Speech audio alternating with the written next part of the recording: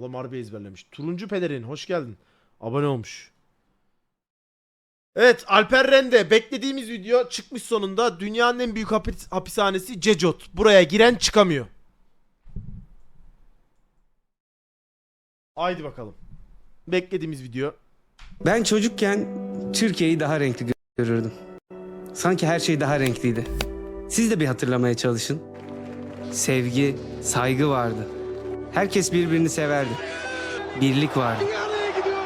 Galiba ben Sanki büyüdükçe böyle renkler gidiyor gibi yani. Böyle Türkiye değil de genel olarak. Büyüdükçe sanki gözdeki renkler gidiyor. Böyle gençliğimi, çocukluğumu, o bebekliğine falan gittiğin zaman hatırladığın görsellerde ya beynin böyle bir oyun yapıyor sana. Bilmiyorum ama sanki yavaş yavaş böyle renkler solgunlaşıyor gibi. Bu gerçekten böyle bir hissiyat var ya. şanslı bir zamanda, şanslı bir evde büyümüşüm. Bunu sonradan anladım.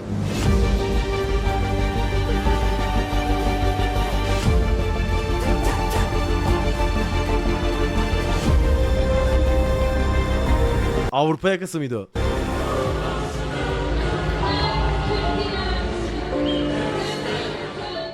Artık Türkiye'de giderek artan şiddet olaylarından sıkıldım. Ve buna bir çözüm bulamayışımızı da hiç anlamıyorum. Babası eve sinirli geldiğinde evden kaçanlar. Annelerini kaybedenler. Evlerinden kovulanlar. 30'unda hala şiddet görenler. Biliyorum burada olduğunuzu. Mesela geçen gün sohbet ediyorduk aramızda, hatırlarsanız. Bir kardeşimiz burada regl oldu diye annesi tuvalete kilitleyip dövmüş müydü?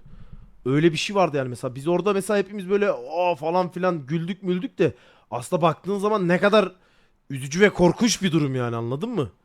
Tokat atıp tuvalete kilitlemişti herhalde. Turuncu Pelerin 5 kişi abone gitmiş. Eyvallah. Teşekkür ediyorum. Yani baya kötü şeyler yaşanıyor yani, anladın mı? Kimseye anlatamıyorsanız bile gelin burada yorumlarda anlatın. Anlatın ki birbirimizi tanıyalım. Destek olalım burada birbirimize. Ben de yeni bir seriye başlıyorum. Şiddet olaylarına çözüm bulmaya çalışan ülkelere gidip bunu nasıl yaptıklarını size göstereceğim. İlk durağımız dünyanın eski cinayet başkenti olan San Salvador. Dünya ile devam edeceğiz. Now we're going to head to El Salvador. 508 El Salvador. people Excelledus abone olmuş, hoş geldin. have been killed only this month alone in El Salvador, the Whoa. most violent country in the world. On Wednesday, citing over 2,000 arrests made in just 4 days.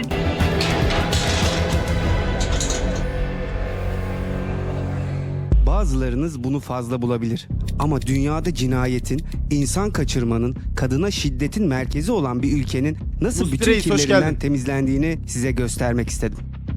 Bunun için ülkemizden 11.000 kilometre uzakta olan El Salvador'a gidiyorum. Lütfen kanalımıza abone olmayı ve aramıza katılmak isteyenler için katıl da bana destek olmayı unutmayın.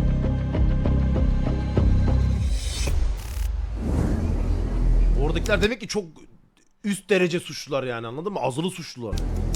San Salvador. 2015 yılında nüfusuna oranla dünyanın cinayet başkentiydi. Bu durumun ortaya çıkmasında dünyanın en tehlikeli çetelerinden ilk ikisi olan Barrio 18 ve MS-13'ün El Salvador'da operasyonlarını yürütmesi etkili oluyordu. Barrio 18'i ben oyunlarda duyduydum la, o GTA'da falan.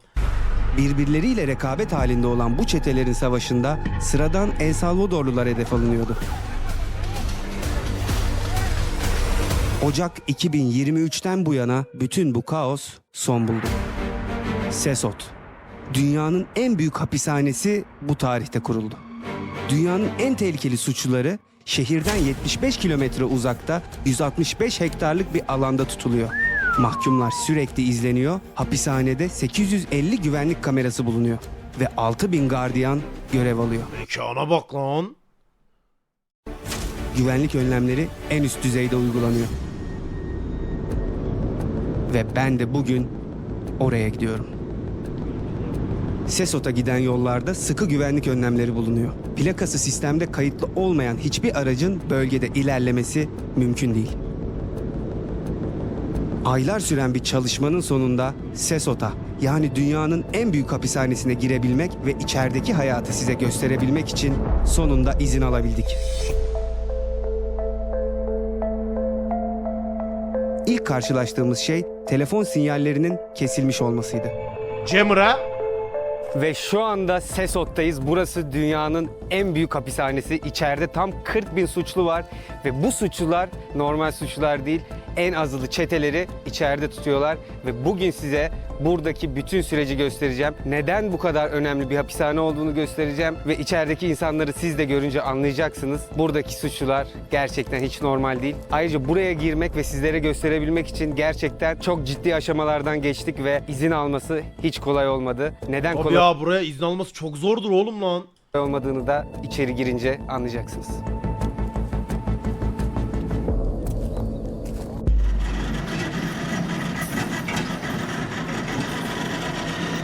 Bueno, una vez más, buenos días, bienvenidos al Centro de Confinamiento del Terrorismo. Privaciones de libertad, sujetos que tienen condenas hasta más de 1000 años ahí. El hecho de que los vayan a ver bien sometidos, hasta la vestimenta blanquita, no quiere decir que son unos angelitos. En estos momentos vamos a dar inicio, pero para eso necesito... Burada çalışmak da zor oğlum. Azılı suçluların içindesin. Ömrün onlarla geçiyor yani ha. Her an her şey olabilir, anladın mı? Her an mevzu kopabilir. Que todos los objetos metálicos, necesito que las depositen ahí. Hapishaneye girmeden önce tüm kişisel eşyalarımızı emanete bırakıyoruz. Los objetos los pueden colocar. Aa, Makinesinde tekrar böyle elleri kaldırıyorsun, her şeyi tarıyor değil mi? kontrol edildik.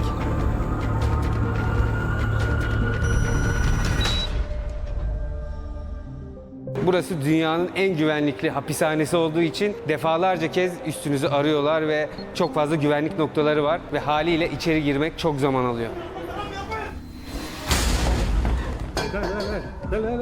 Çete faaliyetleri nedeniyle yakalanan suçluların süreçleri ise çok daha farklı. Yerel karakol ve hapishanelerde toplanan suçluların üzerleri defalarca kez aranıyor. Ardından beyaz kıyafetler giydirilen suçlular otobüslerle Sesot'a, Baksana adamı yer amına koyayım ya. yani terörizmle mücadele merkezine getiriliyor. İsimleri okunan suçlular sırasıyla hapishaneye alınıyor.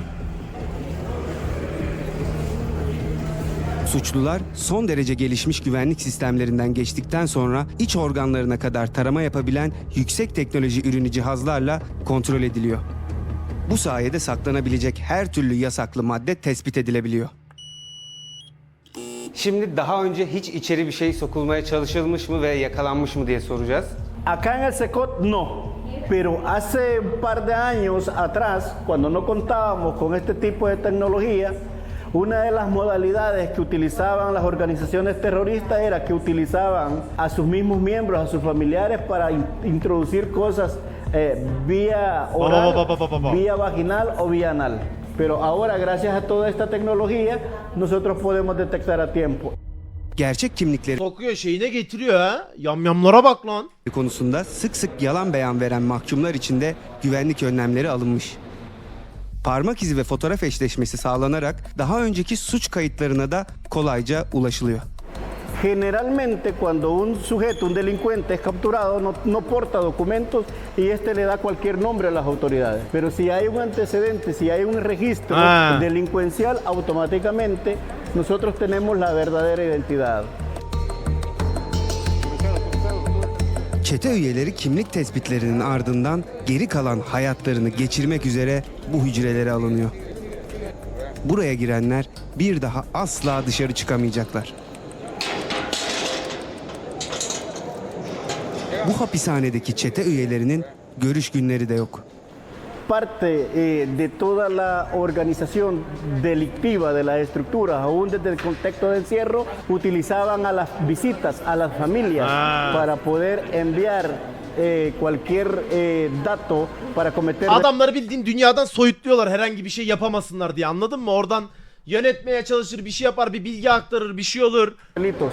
Ve ömürleri boyunca buradaki gardiyanlar dışında başka kimseyi göremeyecekler. İnsan bunu öğrenince üzülüyor ama içerideki sadece birkaç çete üyesinin bile yaklaşık 200'den fazla sivilin öldürülmesinden sorumlu olduğunu öğrenince empati yapmayı bırakıyorsunuz. Abi bırakırsın ya, bildiğin azılı suçlu la.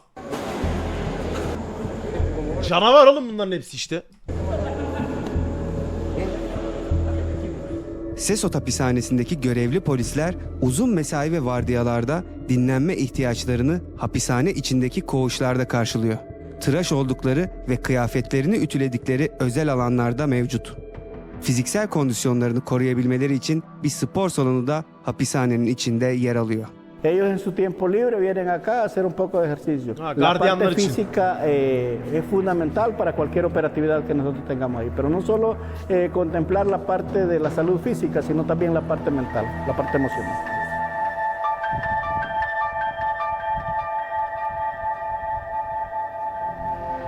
Sesot hapishanesinin etrafını saran 9 metre yüksekliğindeki devasa duvarlar elektrikli tellerle donatılmış durumda. Mekana bak lan. Yaklaşık 50 metrede bir yerleştirilen güvenlik Buradan kulelerinde ise kaçma şansı gardiyanlar zaten yok oğlum. Nasıl kaçacak amına koyayım? nöbet tutuyor.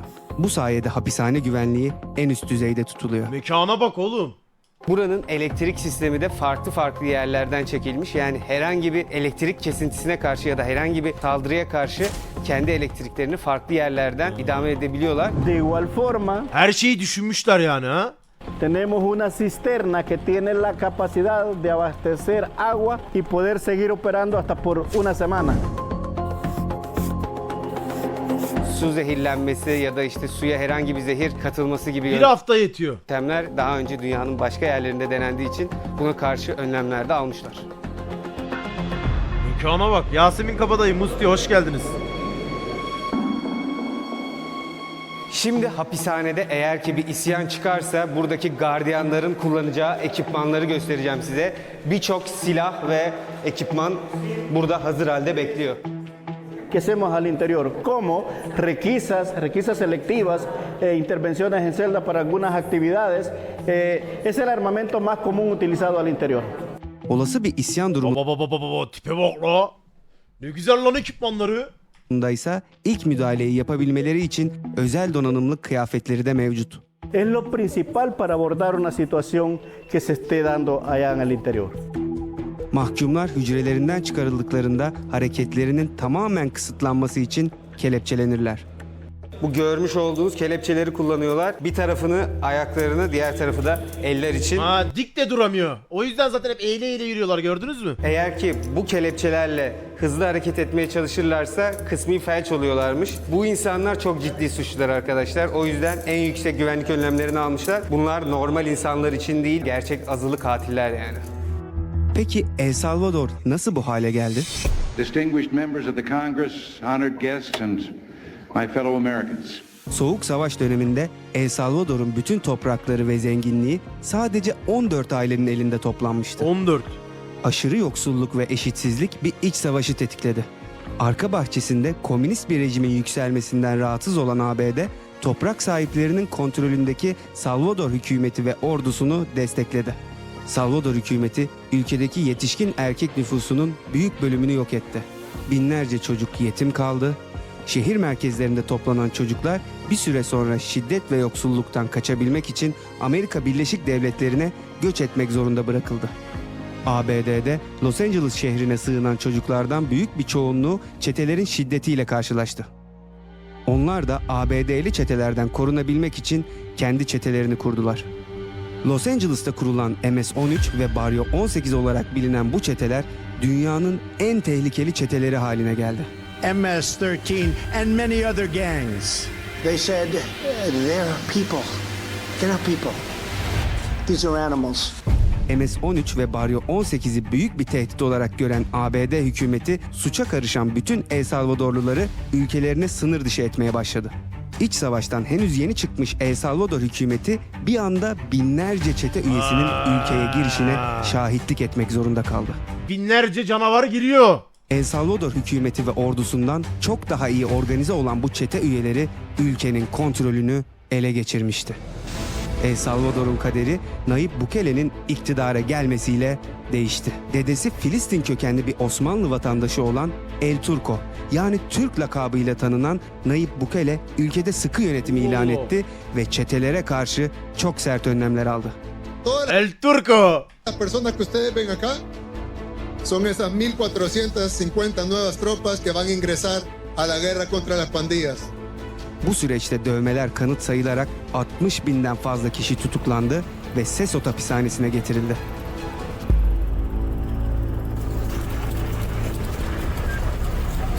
O adama baksana oğlum.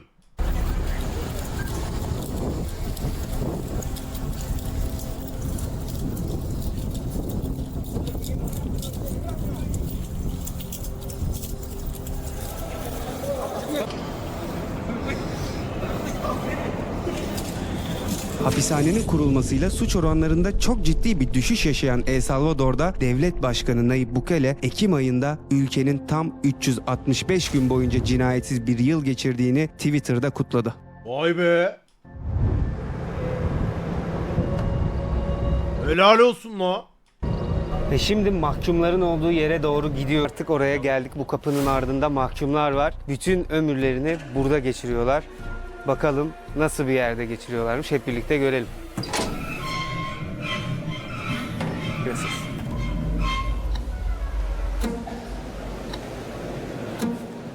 Mekana bakalım.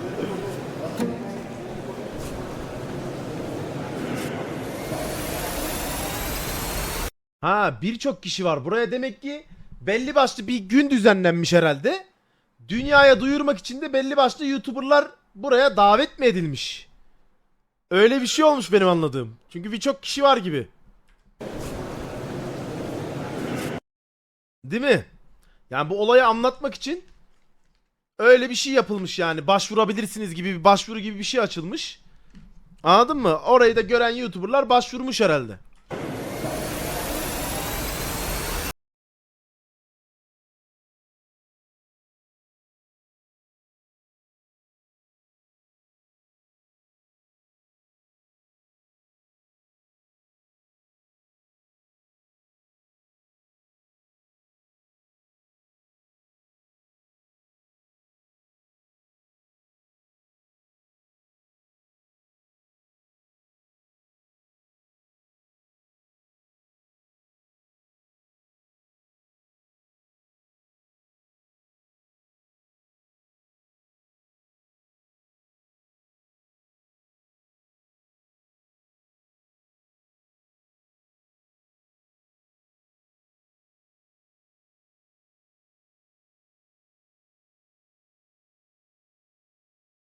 İçeri atacaklar bence saçma dövmeye göre.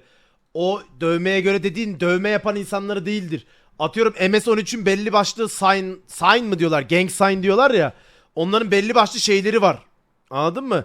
Çetelerin böyle simgeleri hani belli başlı anlamları var. O belli başlı simgelere göre alıyorlardır.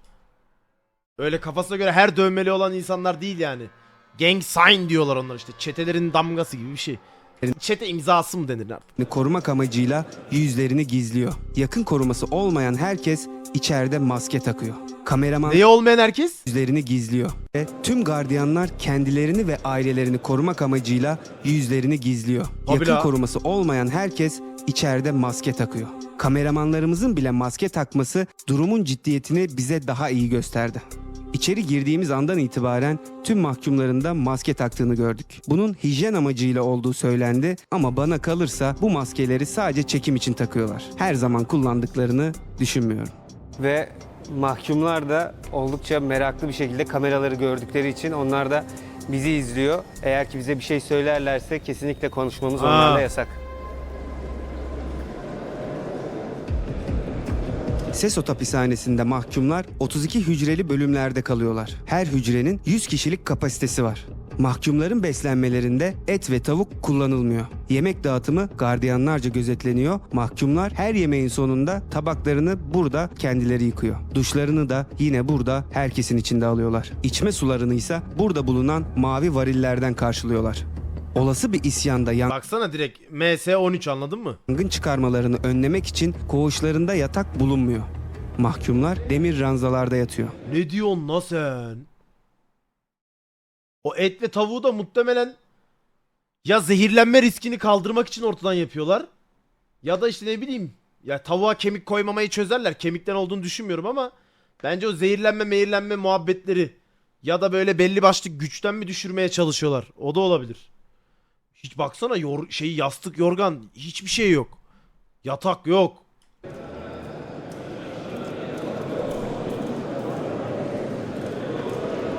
Şimdi anladın mı? Böyle bir yer varken oradaki adamlar suç işlemeye götü titrer anladın mı? Mahkeme süreçleri ise bildiğimizden çok farklı. Ve şu anda da arkamda bir mahkum var ve burada mahkemeye giriyorlar aslında. Burada görmüş olduğunuz ekranlardan buradaki mahkemelere bağlanıyorlar. Yani mahkemeye dahi olsa bu duvarların ardından çıkmaları kesinlikle yasak.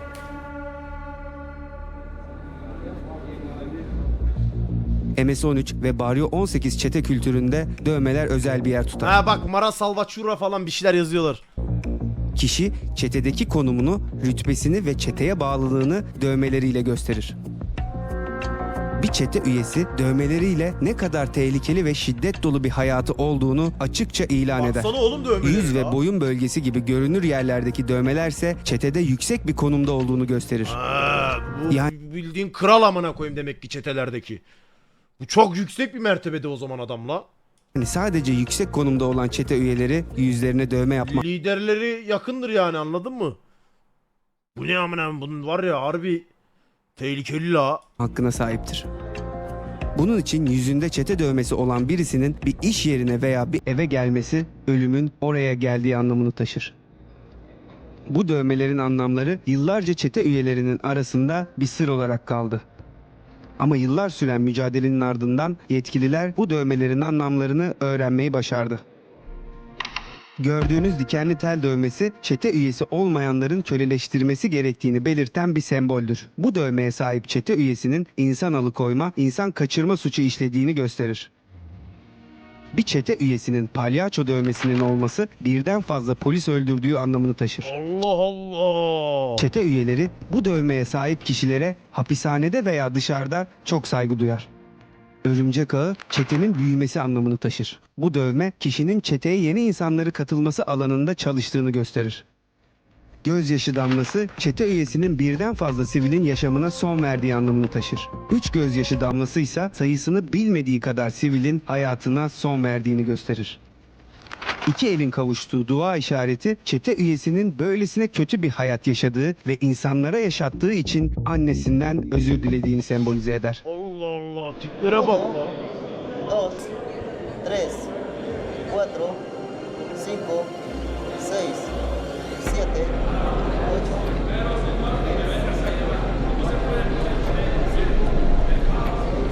Saldırmasınlar la.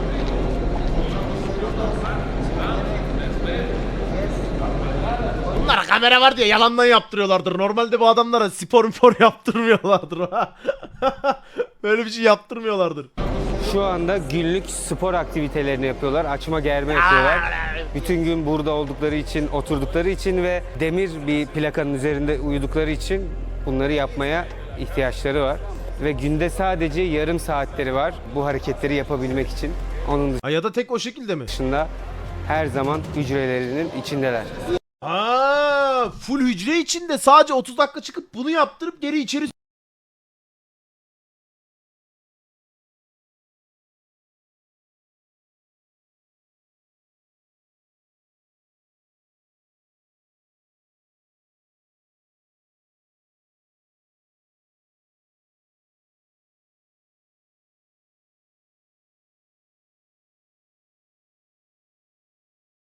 Geliyor mu sesim? Tamam, ayarladım. Diyorum ki böyle bir caydırıcılık karşısında orada kimse suç işlemez yani, anladın mı? Caydırıcılığa bak. Şimdi oradaki adamların hepsi bunları görüyor. Cızırtı mı var?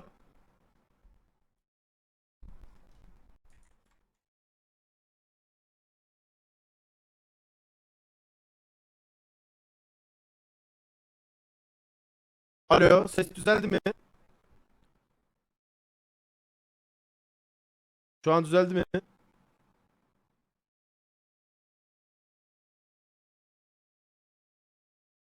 A, S, A.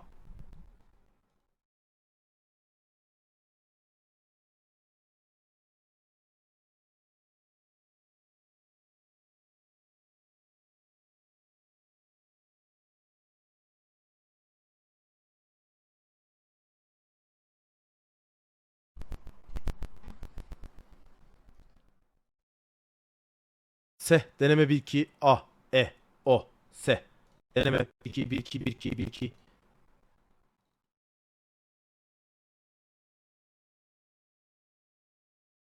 Düzeldi mi şu an?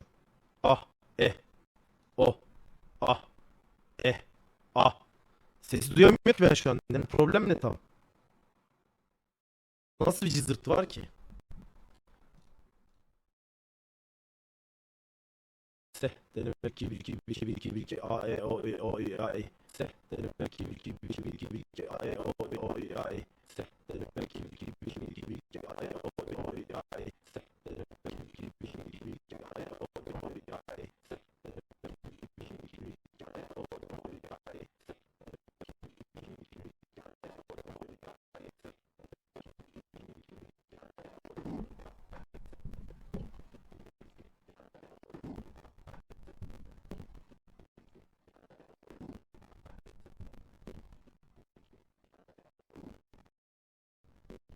Ah ah ah.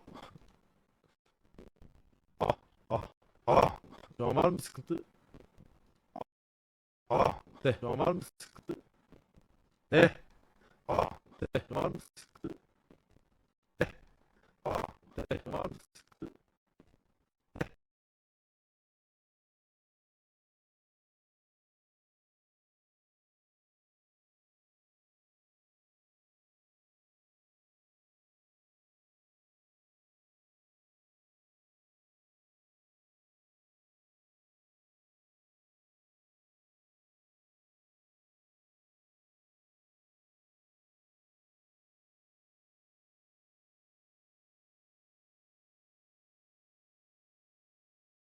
De.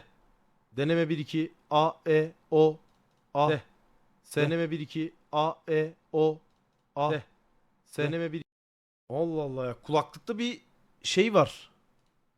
Bir şey oluyor, kulaklık çalışmıyor. Çalışıyormuş gibi gözüküyor. Ama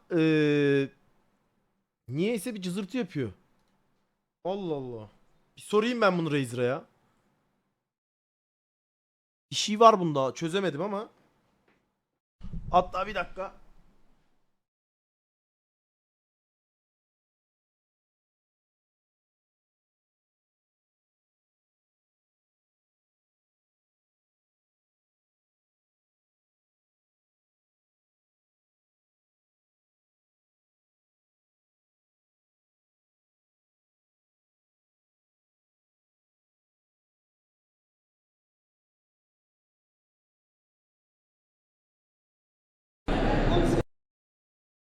Se.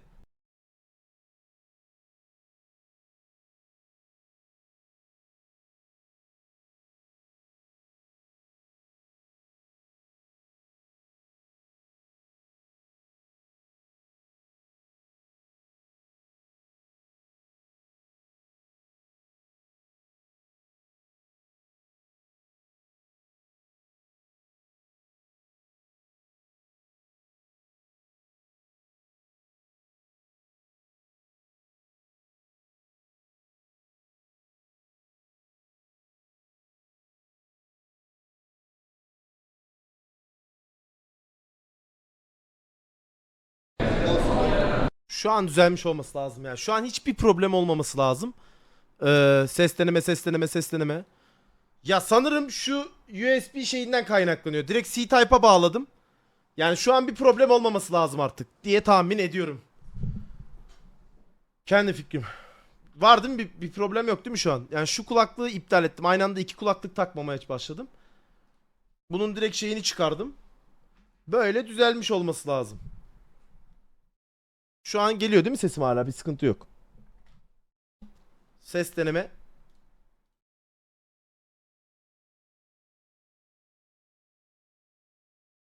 Tamamdır. Hah. Diyordum ki Hücreleri böyle azılı suçlular böyle caydırıcı şeyleri gördüğü zaman gerçekten feci derecede korkuyorlardır ve bu caydırıcılık da gerçekten suçun azalmasında büyük rol oynuyordur. Ki oynuyor, gördünüz yani, bir sene boyunca bir tane cinayet bile işlenmemiş. Anladın mı? Yani gerçekten cinayet ülkesi olarak, cinayetlerin baş cinayet ülkesi olarak anılan bir yer, bir sene boyunca bir tane cinayet bile işlenmiyor. Yani caydırıcılığın etkisine bak. içindeler.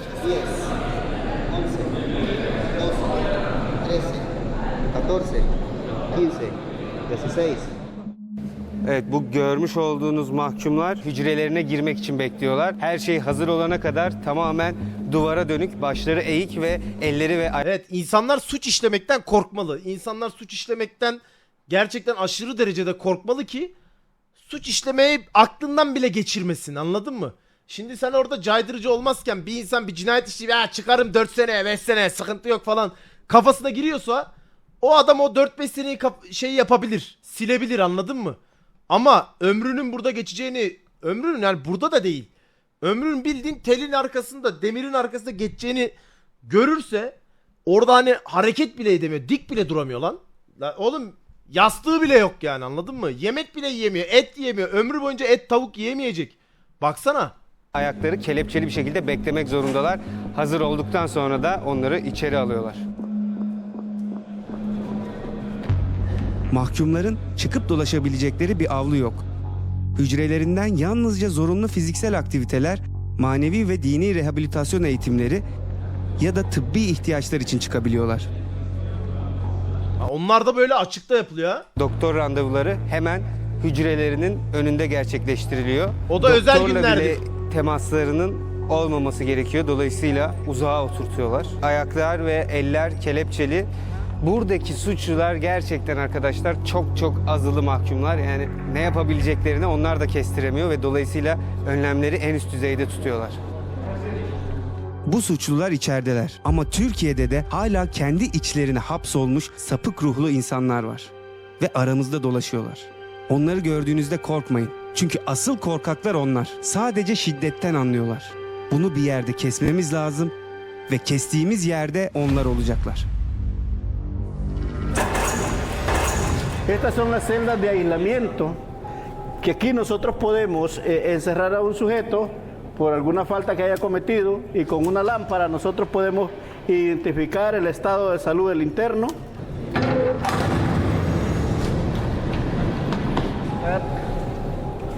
Una celda completamente oscura, no tiene luz, no tiene ventilación, el único orificio que tiene es el que está arriba. Consta nada más de una pila, su sanitario y la cama de cemento. Ve şu anda izolasyon odasındayız arkadaşlar. Bildiğin kafayı yer la. Dünyadan kopar yani, anladın mı? Buraya cezalı mahkumlar geliyor. Buraya hiçbir ışık girmiyor. Tamamen karanlık. Sadece tepede ufak bir boşluk var. Oradan gündüz mü yoksa gece mi olduğunu anlıyorlar. Ellerini burada yıkıyorlar. Ve şurada da tuvalet var. Şu anda pis. Burası aktif kullanılan bir yer.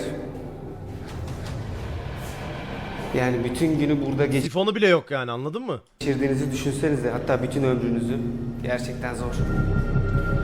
Şu anda size elimdeki ışığı kapatınca buranın ne kadar karanlık olduğunu göstereceğim. Baksana oğlum. Bu insanların ne yaptıklarını anlamak için zamana ihtiyaçları var. Korkunç şeyler yaptılar. Belki de sadece gördüklerini uyguladılar. Ama bunun bir yerde kesilmesi gerekiyordu. İşte burası o kesiğin atıldığı yer. San Salvador, cinayet başkentinden Amerika kıtasının en güvenli başkenti haline geldi. Bugün El Salvador'da insanlar belki de hayatlarında ilk defa sokakta rahat rahat yürüyebiliyorlar. Halkta ve hükümette çetelere karşı öfke öylesine büyük ki çete üyelerinin mezarları dahi taşıdığı semboller nedeniyle parçalanıyor. Allah Allah. Adamlar bayağı bildiğin devrim yaratmış lan. Yani suç başkentinden bildiğin en güvenilir yere doğru evrilmişler yani. Helal olsun lan. Burayı gördükten sonra artık hayata daha farklı bakıyorum. Sesot'ta bulunmak bana kendimle ilgili çok şey hatırlattı. Ben hep kendimi aradım. Kuzeyin karını, güneyin çölünü gördüm. Hep gezdim. Bir hayat. Hayatım nedir ki bir iyilik bırakmadıktan sonra bu dünyaya? Karar verdim. Van'da, Mardin'de, Siirt'te restore ettirdiğim köy okullarına gidiyorum. Bildiğim konularda köy çocuklarına eğitim vermek istiyorum. Türkiye'nin en büyük kadın korosunu kurmak istiyorum. Ve İstanbul Sözleşmesi'nin insanları neden yaşatacağını haykırmak istiyorum.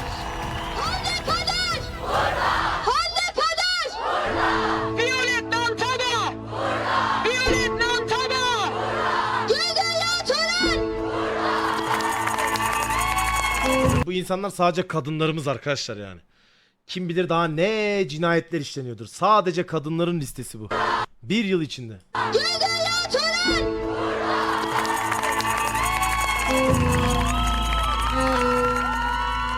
Caydırıcılık lazım bak. Görüyor işte uygulanmış sistemi görüyorsun. Şimdi böyle bir yeri gördükten sonra kim aklının ucundan geçirir mi lan adam?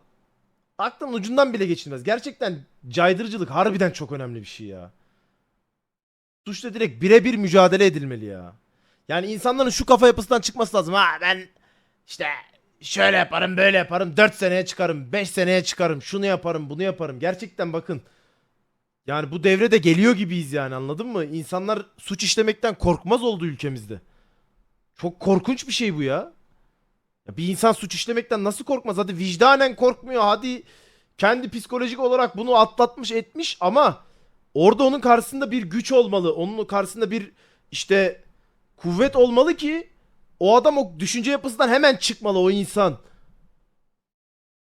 Bilmiyorum çok büyük mücadele gerekiyor ya. Ama bakın mücadele edince ne olduğunu da görüyoruz yani.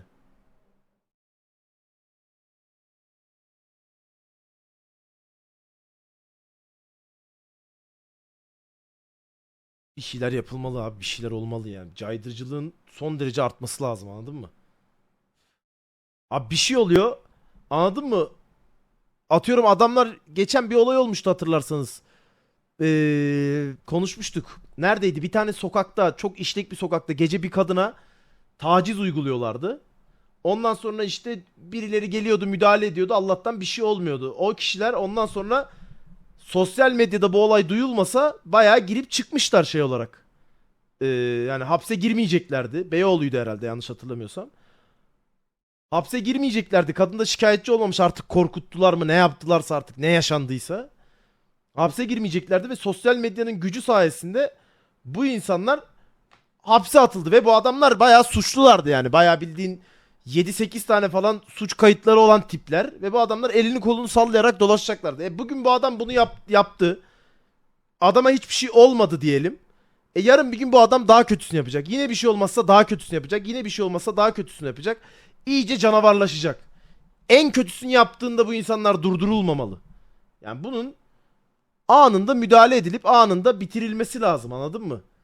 Yani sosyal medyada adaletin sağlanması kadar çirkin bir şey yok arkadaşlar.